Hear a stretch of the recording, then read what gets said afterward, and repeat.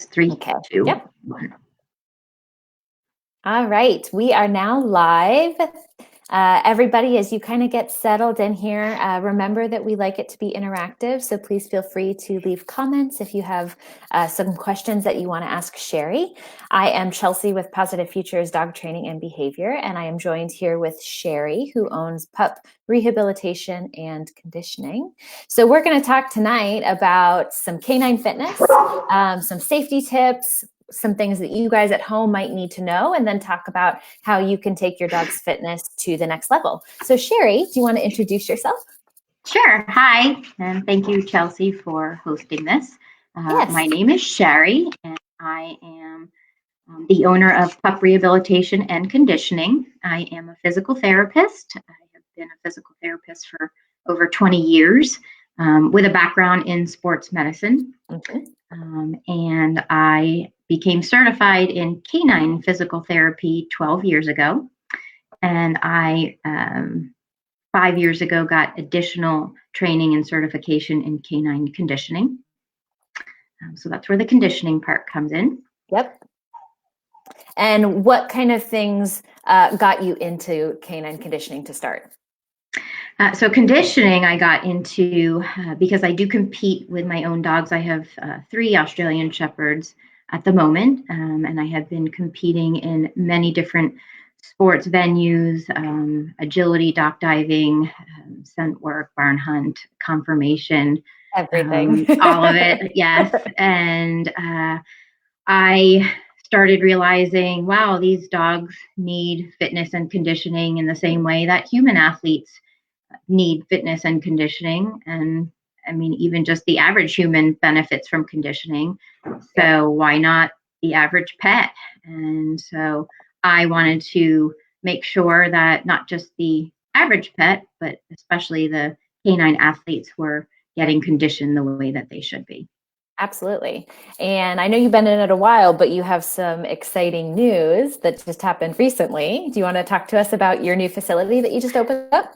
Yes, thank you. It is very exciting. PUP Rehabilitation and Conditioning has opened its own office that we did open the doors to 2.5 weeks ago. It is located in Tucker, Georgia. Please come visit us. We are taking on new clients, and it is a very exciting time for PUP Rehabilitation and Conditioning. It has been a dream long coming. Yeah, absolutely. And guys, I have seen it, and it is a fantastic location. It's really, really nice. And we are really excited about this opportunity to partner, because not only do we get to talk about fitness and conditioning and kind of bring a whole new demographic into the training world for us, but we also get to offer group classes in a new facility. So starting mid-March, Pawsitive Futures will be offering group classes at PUP Rehabilitation. We'll be starting with a puppy class and basic manners and obedience class. And so based on what you guys want, hopefully we will expand from that, but we're really excited about this opportunity.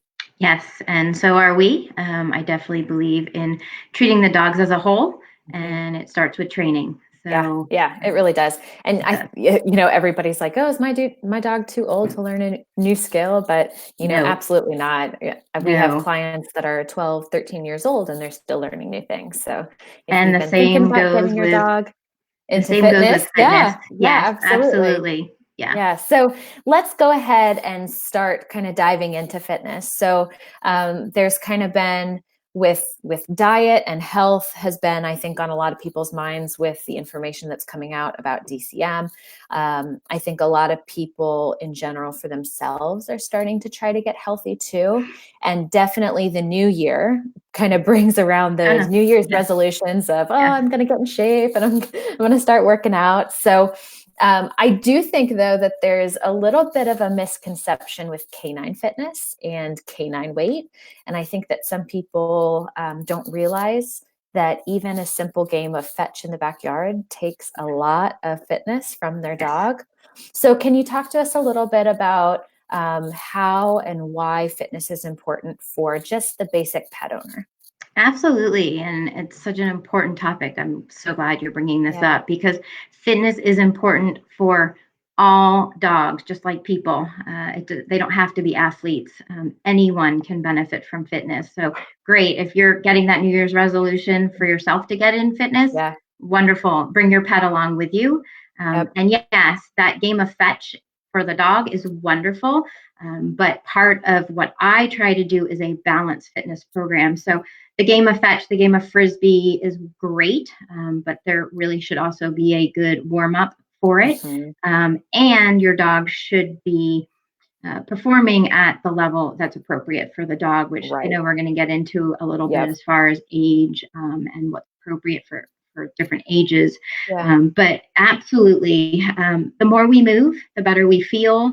Body in motion stays in motion. Yep. And dogs are meant to move. They are Yeah. creatures that are meant to move. And so fitness can start with something as easy as a walk, taking your dog for a walk or for a hike, and getting them off the couch certainly will help. A balanced fitness program, as I mentioned, is comprised of 5 different components. Okay. So there is the aerobic capacity, which is your longer types of exercises, your walks, your jogs, your hikes. The anaerobic, which would fall in the category of fetch, frisbee, ball playing. So that's your short little bursts of exercise and activity. Strength training is really important. Flexibility. So we want to make sure the muscles are lengthened to their appropriate lengths, as well as balance and coordination training. Okay. So having that balanced fitness program is really important. And then that's where I help owners come in when clients do come in to see me. I do try to address all 5 of those categories and making sure the dogs are getting the fitness levels from all of those avenues. Okay. And you would then send somebody home with a training plan where they could continue to work on like homework assignments for fitness, where they'd be able to do some of these skills at home as well as in your office, right? Oh, absolutely. The owner actually is a more important component of this team than I am. Yeah. I always say I'm the architect and I draw up That's great. the building for them. Yeah. And they are the actual contractor building the building. So Yeah. yes, I send owners home with a home program that they would be doing in between visits with me. And then I'm there to guide them all along the way and tweak their different plans that they would get. And each owner, when they come, the programs are very specifically tailored for that specific pet and that owner's needs and goals. Okay. Because what the 2-year-old dog would get may not be what Yeah. the 9-year-old dog would get, or the Right. athlete wouldn't necessarily be getting what the pet that likes to just sit on the couch all day with the owner type of Yeah. athletic activities. So Absolutely. everything is very individually tailored. I look at each dog and how that dog is moving.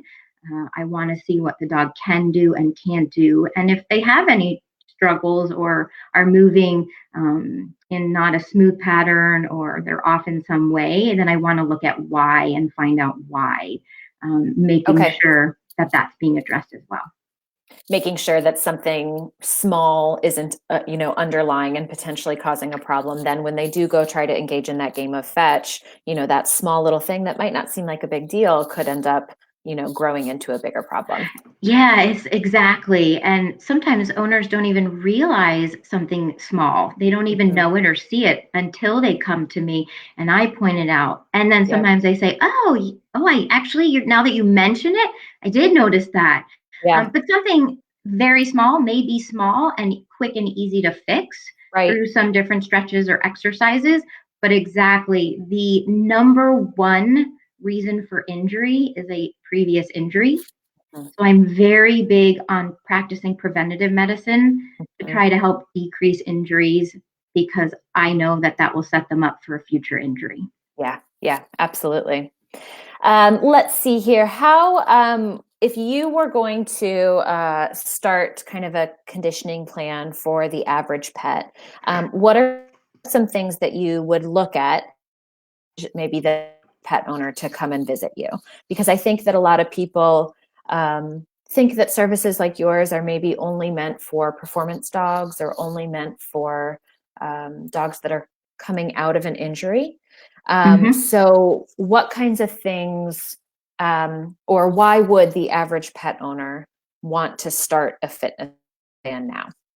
Yeah, and that's a very good point. And it's how I compare people when they get on a fitness regimen. They would contact maybe a personal trainer or a fitness coach, Yep. nutritionist possibly. So they're looking to better their fitness levels, and they are looking for the professionals to help guide them.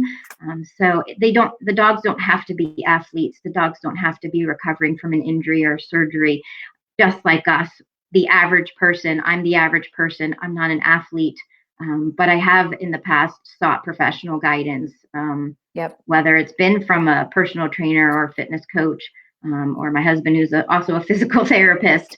But yeah, as far as the average pet owner, that's actually the majority of my clients. Okay. And again, each pet that I look at is treated individually, as far as the dogs themselves and the owners. I'm very realistic as far as what an owner is able to do or not do. They don't need fancy equipment. They don't need expensive equipment. The more majority of things I give owners utilize everyday household objects in their home. But to me, once again, the average owner is doing the fetch in the backyard, is Right. taking the dogs for the walks. But what they may not realize is that frisbee or that fetch in the backyard is great, but without that proper warm up and cool down, or without that good proper fitness to help support the dog's body for those play type of behaviors, or even maybe they're wrestling with their housemates, Yep. that can certainly set them up for injury risk. And Yep. so I try to come up with plans for those dogs. And once again, I am looking to see, oh, they're tight here. Let's work on stretching. Let's work on flexibility exercises. Let me give you a good warm up and cool down program. Yep. Let me give them good fitness programs. Absolutely, the more they move, the more fitness they have, the better their weight is, and then the longer they do live. Yeah. So let's talk about weight for just a moment, because I'm sure that you see quite a bit of it. And it's a personal pet peeve, we'll say, of mine, is when I see dogs that are carrying too much weight. You Yes. know, it's up to us as their owners, as their guardians, to kind of regulate that calorie content for them. But I think a lot of people too don't realize that their dogs are overweight. So how could somebody, by looking at their own dog, determine what is the appropriate weight for them? Yeah, and that is a little pet peeve of mine as well, because we do have the capacity to Mhm. feed our pets how much or how little they eat. But I do also know some of that can also be the pet food companies, Yep. because they put recommendations on their pet Yep. labels. And I have so many owners that say, oh, well, but I was feeding with the bag recommended. So, Mhm. I have to understand they're doing their best. And so Right. the best way for owners to know and understand, oh, maybe my dog is carrying a little bit of extra weight. There's actually a few methods that I recommend. One of them, super easy to look at. And I find sometimes a visual aid for owners is helpful. Mhm. It can be found online, and I actually even printed one out if you guys Excellent. can see it. It is called the Body Condition Score. Okay. Can you all see that? Yep. Okay, thank you. And it does rate the dog's body, and the owners would pick from 1 to uh, depending on the scale. This one specifically is 1 to 9, Mhm. and you want your dog to fall in the 4 to 5 range. Okay. It does give you pictures, and it does give you guides as far as descriptions. But as far as advising owners, when they place their hands on their dog's sides very lightly, it should feel like if I touch my fingers very lightly, I Mhm. can if I close my eyes, I could delineate one finger from the next. Yep. If you place your hands on your dog's rib cage without pressing, even dogs that have heavy fur, Mhm. get past the fur, and you should be able to delineate one rib from the next. Okay. So that's a really easy one to be able to just feel those ribs with your fingertips. Yeah, absolutely. Um, Another one is looking at your dog from the top and the side. So from the top, you should be able to see a waistline. You Okay. absolutely should see a change from the dog's shoulders to the waistline, and then back like an hourglass to the Mhm. hip region. And then looking at the dog from the side, they should have what's called an up tuck. So most dogs should slant up where the belly is. So the chest would be lower, and then the belly should be Mhm. higher.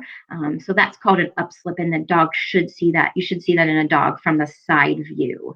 And then if dogs are overweight, the easiest way to help that is, of course, to decrease calorie intake Yep. by two methods. One, of course, feeding less to shed those unwanted pounds, as we all experience coming into Yes. the new year. Yes, we do. Yeah. And the other, of course, would be to exercise more. And I work with a lot of pet owners with overweight pets to help give them a good nutritional and exercise Yep. program so that Yeah, they because can. you just like with people, you don't want to lose that weight too quickly. Correct. You also don't want to jump from zero exercise to running them every day because that Right. can unintentionally create more problems. So, Correct. So, yeah, exactly. The couch to 5K for dogs, mhm. absolutely is the Yeah, safest way to go. And the other thing I try to help owners understand, because we love our pets and they're with us way too short. yeah, But Purina did a study many years ago on dogs who were overweight. And what they found was dogs who were overweight were living an average of 2 years less oh than my dogs goodness. that were at a healthy, lean body weight. And I know most pet owners would kill for one extra day, let alone Yeah, 2 years with their pets. So yeah, that's an eye that's opening huge. thing. Yeah. Absolutely. Absolutely. And guys, as we move through this, if you have questions about fitness, questions for Sherry, please feel free to post them in the comments below. We will have some Q&A at the end of this. So, Yes, and Sarah, making fitness fun. yeah, Absolutely. And that is one thing I really try to do with my owners, because I want this to be a lifelong thing that they do with their pets. And so yeah, it is about having fun with your pets, and both of you getting in shape together or having fun, and that it's a partnership, yep, truly. absolutely. And I know that you mentioned teaching the average pet owner how to do fitness using things that people already have at home, and a lot of those fitness exercises turn into tricks, and I know that when I personally pull out equipment to work on fitness, the dogs get so excited because it's a game, Yes. and it's one of those things that bonds you to them, and so it really does.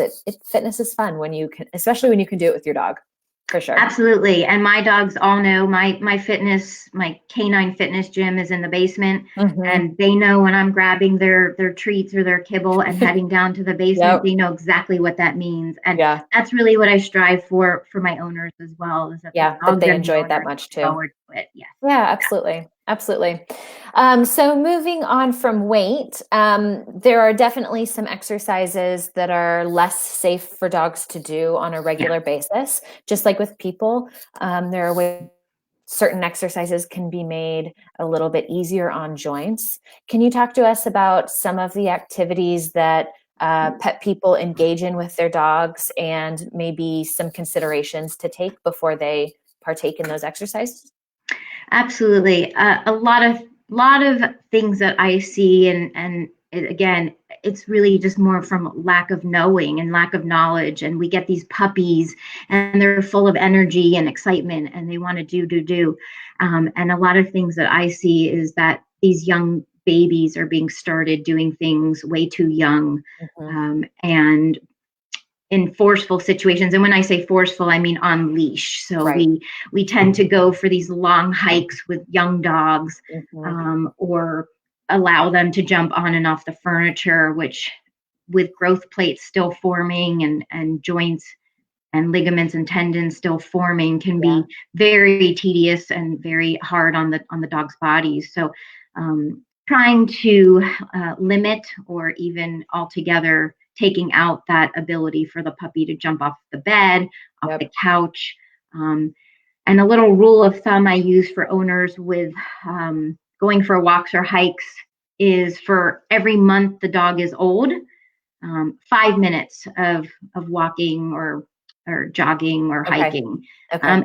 it's not a black and white. Again, if they were to come to my clinic, it's certainly very individually based. Right. But just to help give owners a guide, Yep. I do recommend that. Another exercise I see, which used to be a very big fad, and I will be the first to admit I did a lot of it as well until a colleague of mine did some science behind the research of it, is bag exercises, the sit up and bag or sit pretty. And what was found is it actually puts a lot of stress on the dog's spine. Dogs are not meant to be upright like we are. And so that bag exercise does put a lot of stress on the upright spine of the dog. So I did away with that in my own repertoire, and I do not recommend it for owners anymore as well as standing up on the back legs unsupported. You know, obviously, if your dog has front legs on you or the counter, hopefully they don't. necessary. Hopefully that's what they come to you for then, if that's the case. But standing up on the back legs unsupported, I see even some people train that as a trick, or going from sit to that tall stand. Again, also puts a lot of stress on the knees and on the cruciates, which is a big injury, the cruciate ligament. And really any activity that the dog is not conditioned for. So I see a lot of those weekend warriors. The dog's never really played fetch, goes to the park and all of a sudden plays fetch or frisbee, or even the athletes where the dogs are not properly conditioned for their sport. And then I will see injuries in that regard as well because they are not appropriately exercised and conditioned. Yep. Now let's talk about fetch and frisbee for just a minute, because I know that's an exercise that a lot of my clients engage in with their pets because it's an easy way to kind of tire the dog out quickly. But just like any exercise, there should be some restrictions in terms of age and restrictions in terms of frequency. Can you talk to us a little bit about how to safely engage in those activities, or what are some things people should think about before they do that? Absolutely. And so back to the young dogs, you don't want to have them jumping any higher when they're, for the first few months, any higher than their wrist height, or what's called the carpus. And then as they get to around the 9 months of age, no higher than the elbow height. So with frisbee, that's the big one where the puppies are jumping or young dogs are jumping for. I do recommend, if people really want to engage in frisbee, then doing what's called rollers. So rolling the frisbee on the ground versus tossing it through the air. But just like any repetitive motions, it's really important to make sure those dogs are properly conditioned for it. I mean, I'll admit I compete in frisbee. I play frisbee with my dog, but number one, he's very highly conditioned for it, and it's not something I would do daily with him. We do a lot of cross training, so helping him to release some of that energy in other ways is better versus a daily or twice daily. I know some owners who will say, "Oh, I do frisbee twice a day with my dog." That can be a lot. But again, I would look at that specific dog and see, is this dog's body able to support that type of activity? And I do think that anaerobic activity, which is one of those categories, is important. And a lot of times ball chasing or frisbee is a great way for owners to do that. However, what I do recommend for a lot of owners, especially, well, number one, if it's wet out, then I ask owners to try to make that smart decision and maybe wait till tomorrow. But another option is to, and this is a great training activity, so a little plug for you, that working on having your dog sit and wait, and you throw the ball, wait for the ball to do what's called become dead. So it has stopped moving, and then release your dog to go get the ball and bring it back. So that's actually a really great training activity as well as a great fitness activity. So combining the two together. That way you'd work the brain and the body, and exactly have to do fewer reps and be easier on the dog's body, and then you'd still get that nice tired dog. Right. And, you did mention about, well, how much is too much? Hmm. Again, that is a very dog dependent answer because what my dog would be able to do with ball playing Yeah, or very frisbee different. is very different than the next. And it Yep. really, truly is. I'm not the type of person, I do no cookie cutter rehab or conditioning.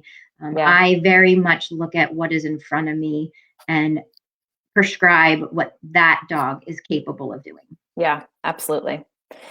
So what are some good exercises that people could do on a regular basis with their dogs at home to help keep them active and keep them healthy?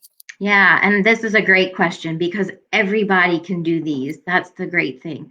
And you mentioned a little earlier, but I usually do talk about in my fitness seminars that the best way to do fitness with your dogs, which again is very fun and also combines the training aspect, is through tricks.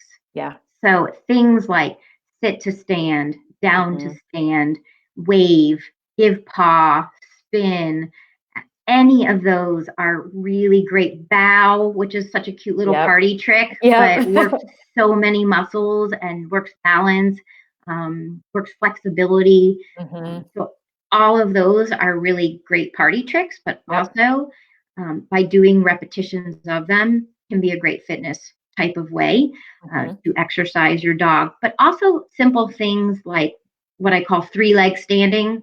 So the Hmm. dog is standing and you raise one of the dog's paws, you raise the opposite paw, Yep. and really like a go around the entire dog's body. So front legs and back legs. Yep. Um, Exercises that I call cavalettis, Hmm. or walking over a ladder, or Yep. pool noodles. Yep. So that also is a really good one. Any dog can do this. Puppies can do this. Senior dogs can do this. Any dog Hmm. can do cavalettis. Um, Cookie stretches I love. So taking a cookie and have the dog reaching for the cookie at the shoulder, Hmm. reaching for the cookie at the rib cage. Um, Maybe putting its front legs on something elevated and reaching up for the cookie so that it's stretching and elongating its back and hip muscles. Yep. Um, and another really great one, especially for the senior dogs, is balancing on a unstable surface, such as Yeah. a couch cushion Hmm. or your bed, or a blow up mattress. Elevated pet cots. A lot of people have the elevated pet cots, Yep. and just having them balance and stand on something like that.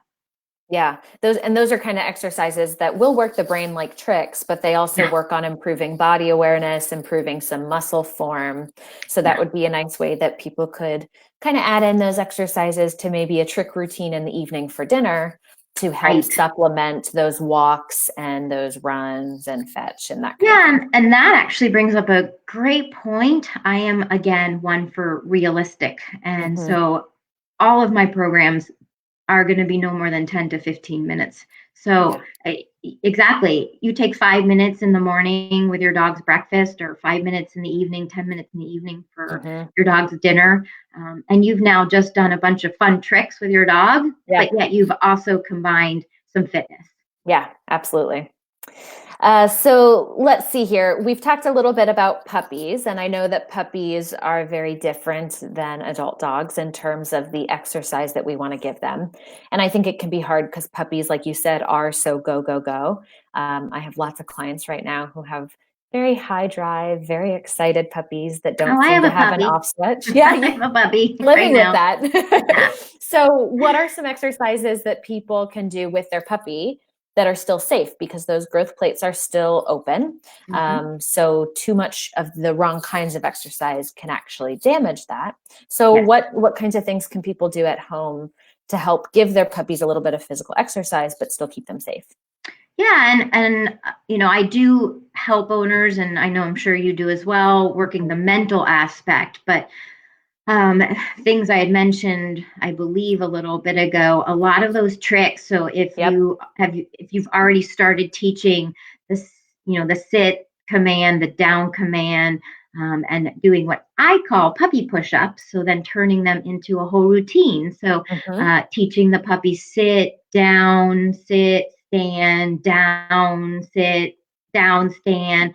Hmm. So you're combining those two commands, which actually is a great training thing also because the puppy really has to listen Yeah.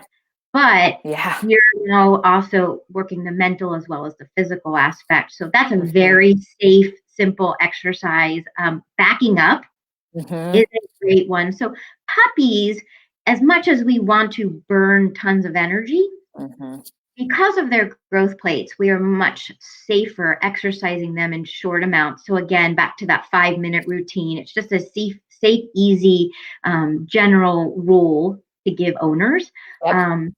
So let's say the puppy's 3 months old, 15-minute walk, wonderful, but that puppy still wants to go, go, go. Mm-hmm. Well, if you bring it in the house and you do some of those puppy push-ups and some other activities that I'll mention in a moment, usually you're going to have a tired puppy. But Yeah. with a young puppy, depending on the size of it, um, typically by 6 to 9 months or prior to 6 to 9 months, you really only want to focus on what is called proprioception. So no strength work, and no cardiovascular work. Mm-hmm. Proprioception is the Yep. brain's ability to determine where the body is in space. And young puppies tend to struggle with this. So if Yes. they look a little awkward or they're Uh-huh. falling all over the place, they're tripping over themselves, that's not uncommon. And so helping them with that.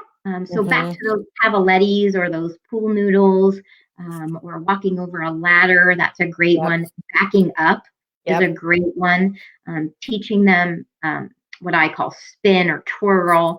So Mm-hmm. having them turn one direction, turn the other direction. So you do Yeah. always want to work the puppy equally both sides. Mm-hmm. Um, Teaching the puppy to wave or give paw, again, also both sides.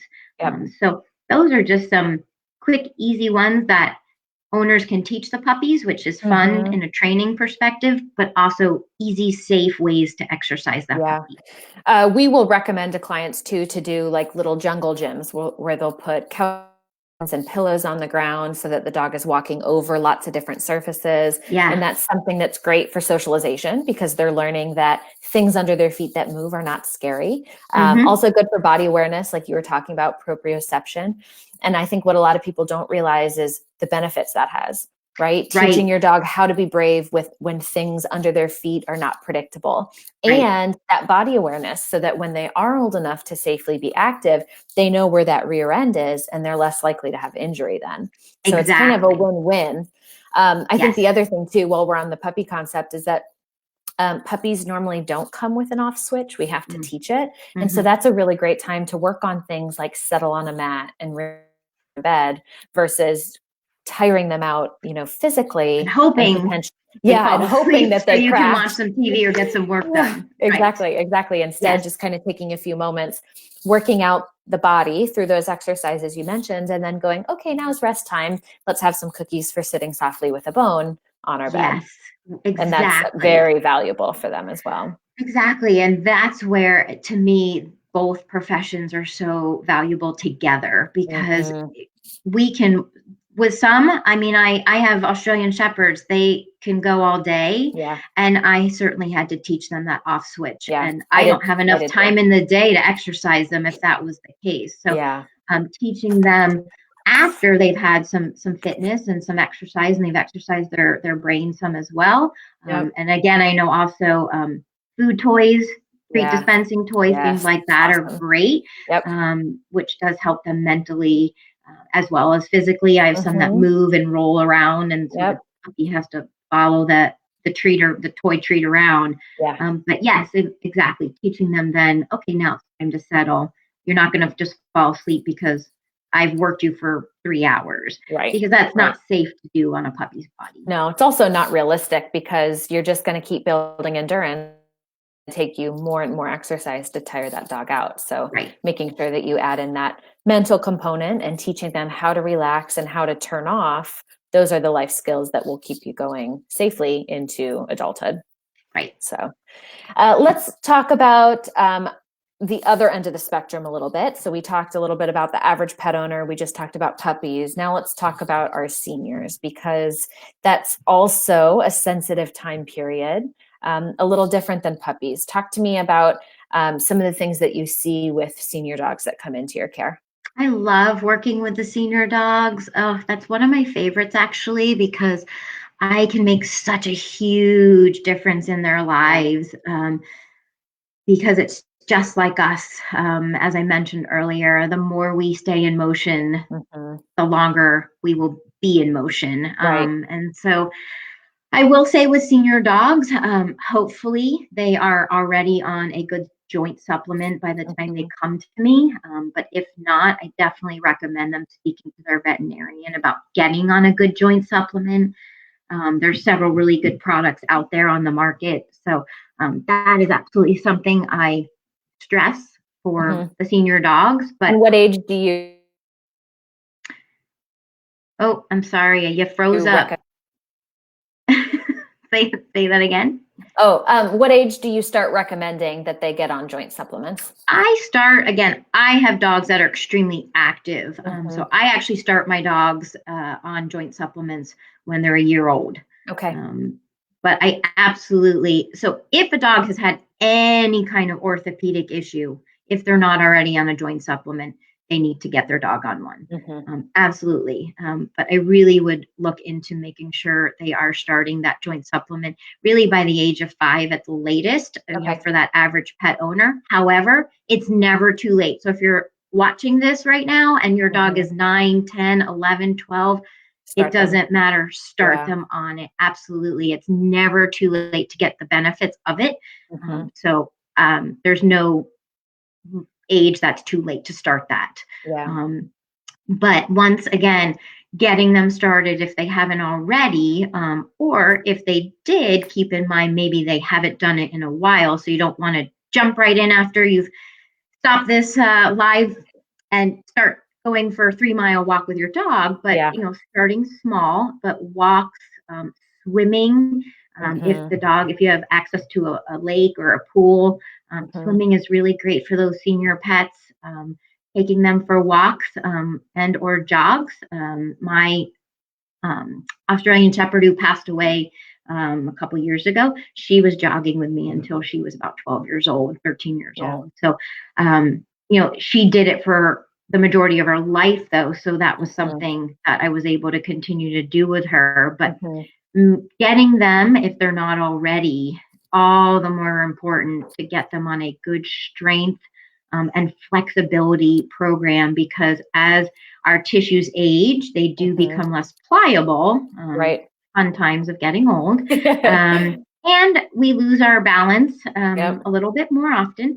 Yeah. And so do the I call them senior pets, Yep. that they have senioritis.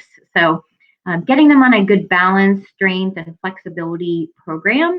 Hmm. And once again, when my clients come to me, it really is all based on what that dog in front of me is able to do and handle. I'm treating a 13-year-old dog right now, and he's amazing. He can do things that some 8-year-old dogs can't do.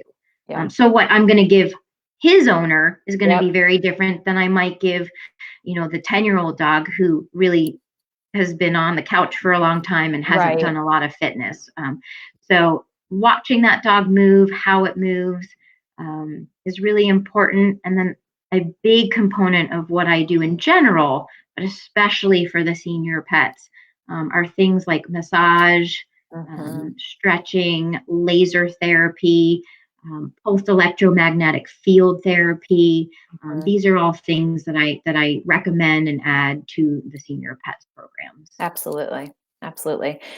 If somebody is exercising with their senior pet, are there certain signs that they should look at maybe post exercise to Mm. determine if something was maybe a little too much?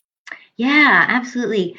The biggest thing I see, or the most common thing I hear, is, "Oh, my pet was really stiff afterwards," Hmm. or the next morning she just really didn't want to get up. Yeah. So it's normal, just like us. If we went to the gym or we went for a big hike that we didn't normally do, it's Hmm. normal to be a little sore, but it shouldn't be lasting, to the point where you don't want to get up the next Right. day. Right. So things that I like to tell owners, it's normal if your dog's a little tired today or a little sore today, but by tomorrow your dog should be back to Back him to or normal. herself. Hmm. So the things that you would want to be looking for, like, maybe I need to do a little less next time. And sometimes it happens with rehab. There's not a black and white science for rehab. And every time an owner comes, I say, how did your dog do after its session last time with me? Yeah. Yep. Because Because that gives that'll me give a you lot of information. information. Exactly. Yeah. It tells me if I did too little or Mm-hmm. just the right amount or too much, because I Mm-hmm. do need to push the dogs, but not to the point of pain or soreness. Yeah, absolutely. Absolutely. All of you guys watching, we do have quite a few of you here. So again, just want to remind you, if you guys have questions for Sherry, we will be on for a few more minutes. So please feel free to post those and we will certainly get to them. I want to talk kind of back about the average pet for just a moment. You mentioned an appropriate warm up and cool down for exercises like running or exercises like fetch. Could you give people a few tips on what that would look like or some things that they should do during that warm up and cool down? Sure. So it does depend on the activity that is going Mm-hmm. to be following the warm up. So if you are, going out for a walk with your pet, the walk in and of itself would be the warm up. You would start a little slower and then just increase your speed. Yep. If you're looking for something like frisbee or ball fetching, so keep in mind what you're asking your dog to do, which if you break it down, it would be the dog is either standing still or moving right near you and then is taking off full speed after an object. And so that really is an explosive motion. And so the tissues are really being put on extreme stretch and asked to be working very hard. So Yep. an appropriate warm up for that would be starting with some of those tricks, getting the dog moving, getting the blood flowing, maybe even taking the dog for a little walk prior for 5 minutes, and then incorporating some of those tricks. So maybe backing up, spin, down, sit, stretching, but active stretching. I do want to make sure I do cover that about active stretching. All warm up, no matter what the activity that is going to be following it, all of your stretching should be what is called active stretching. Okay. Meaning the dog is doing it him or herself. So those cookie stretches I mentioned earlier, where you take the cookie to the dog's shoulder, to the dog's side, or straight up overhead. So the dog is actively stretching its own body. You want to do this for two reasons. Number one, the dog is only going to go as far as it comfortably can go. But studies have shown when stretched passively, it actually can increase injury risk. So making sure your active stretching is done prior as part of your warm up. Backing up is a great one. If I'm going to be doing something explosive, such as frisbee, ball chasing, agility, dock diving, any of those activities, then I do want to incorporate some of those explosive motions first before I then actually do the activity. And that may be something as simple as a very short frisbee toss, or maybe getting the dog to take off and run with me, or I might put it in a sit and leave it 20 feet away and then call it really quickly to me. So it's doing that explosive motion, but in a very short distance. Right. So little sprints like that. So then, of course, it would depend more on the activity that they're going to be doing. If they're doing agility or dock diving, I would be recommending sport-specific warm-up as well. Okay. So making sure that you are thinking about the exercise that you will be doing and warming up those specific muscles in a little bit more of a controlled manner, making sure that the dog is getting those warm so that when they go to do that activity, it's a bit easier. Right. And if you think about people, if you were going to go do whatever that activity was going to be, now you're not necessarily chasing a ball, but of course you can try to come up with something similar that you might be doing. Think about what your body is required to do for that activity. And you would not, hopefully, go just right out and do it. You would warm up your body properly. Even when I go jogging, I don't just open up my front door, especially on these cold days right now. I don't just open up my front door with my dogs and just take off. So I will start at a walk, and then my walk will get brisk, and then I will increase my speed to a slow jog, and then I will increase my speed to the to the speed that I would like to be jogging at. So Okay. even something as simple as that begins first with a warm up. And I can Right. tell you my own tissues for jogging Yeah. don't get warmed up in these colder For a while. temperatures until Yeah. about 8 to 10 minutes. Yeah. Yeah. Mine too. So Brittany has chimed in here. She's Hi, excited. Brittany. She's excited because she's actually working on her AKC trick dog testing. So she's coming up Fun. with tricks, and Good she's luck. super excited because she says you've given her some ideas on some tricks by doing fitness tricks. So some of those spins and play bows and paws. That would be a great thing that you can teach as a trick, but also is great for fitness. And And get your then trick dog titles. yeah, exactly. And then she also asked here, any advice on weight management fitness? And Brittany, can you be more specific? We'll see if she chimes in here. If not, Do you probably mean weight wondering loss or how to keep your dog fit? probably how to keep her dog fit, how to keep your dog from preventing them from gaining those extra pounds, because her boy is still pretty young and he's in pretty good shape. So maybe on how to keep him fit versus him adding on weight. Yeah, and so that body condition scale, I will tell you again, my dogs are very active as well, but believe me, I am putting my hands on them Mm-hmm. probably several times a week, making sure I can still feel those ribs, making sure I still see that tuck, that hourglass figure. I have very fluffy dogs, so sometimes, and actually, I have been told by friends of mine that they have thought my dogs were fat Yeah. until they actually either saw them wet or put their Mm-hmm. hands on my dogs. And Yep. anyone who has felt my dogs know my dogs are very lean, healthy body weights. Mm-hmm. And so, really keeping your hands on those dogs, especially if they are a fluffier type, Mm-hmm. and feeling those ribs, feeling that hourglass, feeling and looking for that uptuck would certainly help to make sure, oh, you know what? Those extra bones he's been having lately must have put on a few pounds, or I did change my food lately. Yep. Maybe there was more calories in it. Let me cut it back. So if you do, Brittany, feel, oh, I feel like my dog has gained a few pounds, cutting that food back a little bit and increasing his or her exercise capacity that would be your best way to shed those pounds. And exactly as Kelsey mentioned earlier, you want to do it at a safe rate. So Mm-hmm. usually about 2% of their body weight per week is a safe way to Okay. know if you're doing it properly. So staying on top of it and making small adjustments as needed based on whatever additional treats they might be getting or an increase or decrease of exercise. And I know Yeah, and with what I mine, also do is if I know, oh, I'm going to be giving a lot of treats for whatever mm-hmm. training class, or I have a puppy, so I like giving the Kongs, Yep. or maybe I give a raw bone. So I have to take that into consideration of, well, you know what, maybe I'll feed a little less for dinner Yeah. tonight. Yeah. Just making those small adjustments. Correct. Yep. We do have another question here from Kristen, and she is wondering about weighted vests. So, if you guys are not aware, those are on the market for dogs. Can you talk to us a little bit about safety for those?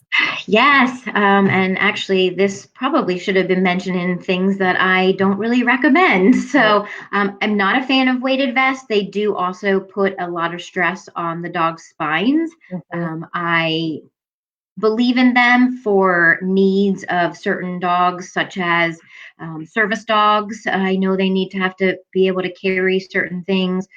Dogs maybe that are hiking a lot with their owners and Mm-hmm. also have to carry certain things for the owners or themselves.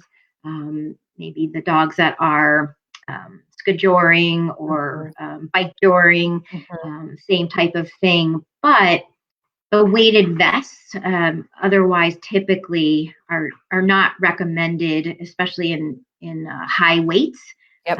So if you're doing them in low weights and if you're doing them not often, and when I say not often, once a week, because you don't want to all of a sudden put it on your dog and then not get to it again for 6 months, because Right. that would be that weak and warrior issue. Right.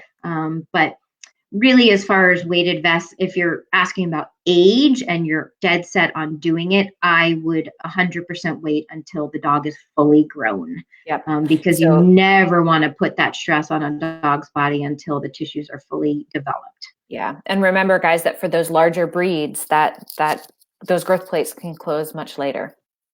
For a giant breed, it could even be up to 2 years of age. Yep. Yep.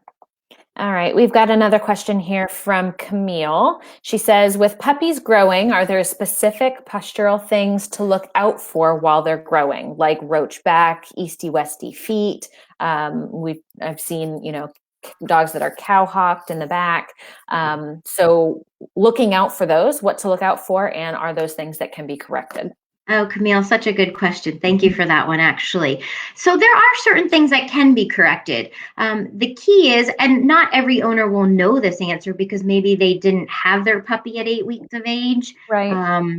or they don't have access to pictures of their puppy at 8 weeks of age. And so that may not be knowledge that every owner has. However, what a puppy looked like at 8 weeks is what a grown adult dog will look like from that same photo. So if the dog did not have a roach spine at 8 weeks of age, then it should not have a roach spine ever in its life. A roach spine, which for some, if they don't know what that is, it is a curved spine. And most breeds, except breeds like Whippets, Greyhounds, should not have what's called a roach spine. So if at any time in a growing puppy's life you are seeing that, that would absolutely be reason to bring your puppy to me, because it could be something as simple as it tweaks something in its back, its pelvis is rotated, something is bothering it. However, the easty-westy question is a very good one. Again, if the puppy had that at 8 weeks, that's a structural thing that really cannot be fixed. But I have helped puppies with things like what's called weak pasterns. So the pasterns are the wrists in dogs, or the toes being a little flatter. Those are things I have been able to help owners with. But as far as changing structure, if that was the dog structure at 8 weeks of age, that is absolutely going to be the dog structure. And there's not tons that can be done from a rehab or conditioning perspective to change those things. I will say, though, if it is suspected that a dog's hips may be a little lax, and not hip dysplasia, but a little lax, I absolutely have techniques and treatments that can help that as well while the puppy is growing. Okay. Well, and let me mention this too. Those things, like you said, might not be able to be corrected. So we would think of maybe dogs that are going into the conformation ring where you want everything to be, just right. But if it can't be corrected, there probably are still some things that you can and should be doing to help support that body. Yes. I know that from personal experience, my knees are not aligned right. And so there are things I have to do to make sure that the muscles all around it are strong enough to help support the body. So it's probably similar in dogs in the sense that they would need a little extra assistance, for example, from somebody like you to help keep them healthy and strong. Yeah, that is a very good thought process that not every owner thinks about. But yes, if there are structural defects or structural things that are not desirable, absolutely somewhere in that chain along the way, the dog is going to compensate. And so absolutely try to help that and help decrease any injury or decrease any difficulties or problems arising elsewhere, Right. especially as the dog is growing. That absolutely can be fixed or helped or stopped. Right. Right. Absolutely. And probably changes in regular exercise routine too, depending on what challenge the dog might have. I know working as a vet tech, unfortunately, we saw lots of younger dogs coming in being diagnosed with hip dysplasia. But that would be something for me as a pet owner. I would think, okay, this area might be a little bit weak, but what else can I do to make sure that this does not become a problem that incapacitates the dog early on in their life? Right.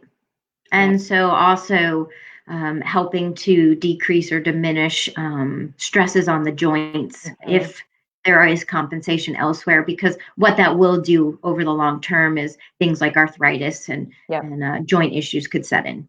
Yep, absolutely. Absolutely. So if we have people watching here that are interested in learning more about you and your services, where might they find that information? So my business is called PUP Rehabilitation and Conditioning. My website is puprehabga.com. So you can certainly find me there. Okay. And on Facebook, PUP Rehabilitation and Conditioning. Instagram, PUP Rehabilitation and Conditioning. And our new office is open and located in Tucker, Georgia. Excellent. So guys, in our comments here, we will link to that body weight, body condition chart that Sherry was talking about earlier. And I will also give some information for her where you can find her website. She does have some blogs on her website that her and I were talking about earlier. Yeah, you want to go ahead and talk about some of that just a little? See, I told you I was going to forget. So those of you who are interested in a little further information, on my website, I do have a blog. So if you go to puprehabga.com and you click on for clients, it will lead you to my blogs. And there is a blog that is titled 10 Easy Ways to Exercise Your Dog. Awesome. So you can enjoy that blog as well. Awesome. Awesome. And we will have lots more information coming to you guys, certainly in terms of more Facebook Lives. If there's something in particular that you guys want to hear about, please don't hesitate to reach out. We want to give you guys the information that you are looking for. So if there's something that you guys are looking to learn more about in terms of fitness or exercise or body weight, please let us know and we will certainly get that information to you. Yes. And again, her facility is located in Tucker, Georgia. So not too far from us here in the city, and we certainly will be swinging by there for group classes and to hang out and get more knowledge on canine fitness. So thank you guys for joining us this evening. We hope that you enjoyed it. We will keep an eye on this thread. So if you guys think of any questions after, or if you couldn't see us live and you're joining late, please feel free to leave a comment in the section and we will be sure to get to it. All right. Thanks, guys. Have a good night. Thanks, everyone. Thank you.